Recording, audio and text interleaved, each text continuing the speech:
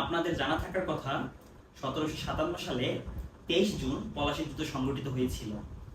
এই 1757 সালের 23 জুন ছিল মঙ্গলবার, আর এই মঙ্গলবারই সকাল 8টার দিকে যুদ্ধ শুরু হয়।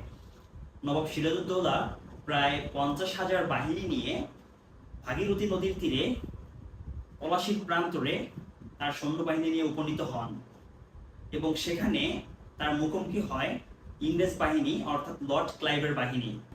তো 1757 সালের 23 জুন মঙ্গলবার যুদ্ধ শুরু হয় সকাল 8টার দিকে। নবাবের বাহিনী, অপরদিকে ক্লাইভের বাহিনী। নবাবের বাহিনী যুদ্ধ শুরু করেছিল প্রথমে, কয়েক ঘন্টা যুদ্ধ চলে। যুদ্ধ চলার পর সিরাজউদ্দৌলার বাহিনী লক্ষ্য ভেদ করতে পারেনি কিছুক্ষণ যুদ্ধ হওয়ার পরে। তারপর সকাল 11টার দিকে অর্থাৎ 2-3 ঘন্টা পরেই প্রবল বৃষ্টিপাত শুরু হয়।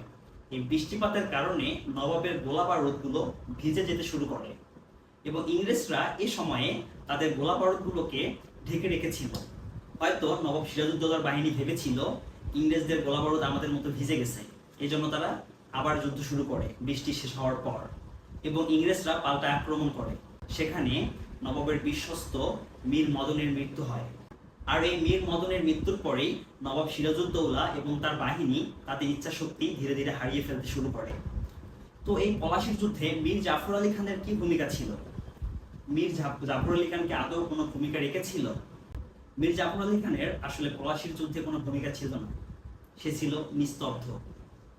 পলাশীর যুদ্ধ শুরু হওয়ার বেশ কয়েকদিন আগে নানাবিধ ষড়যন্ত্রে সে জড়িয়ে পড়ে এবং এই ষড়যন্ত্রের মাধ্যমে তাকে বলা হয় যে তাকে বাংলার নবাব করা হবে এবং তাকে পরবর্তীতে নামমাত্র নবাব করা হয়। তো এই 23 জুন বিকালের দিকে যখন ইংরেজ বাহিনী নবাব বাহিনীর উপর আক্রমণ করে, নবাব বাহিনী পিছু হতে শুরু করে এবং নবাব সেখান থেকে পালিয়ে যায়। পরবর্তীতে নবাব সিরাজউদ্দৌলাকে হত্যা করে এবং মীর জাফর আলী বাংলার নবাব হন, যিনি ছিলেন নামমাত্র নবাব।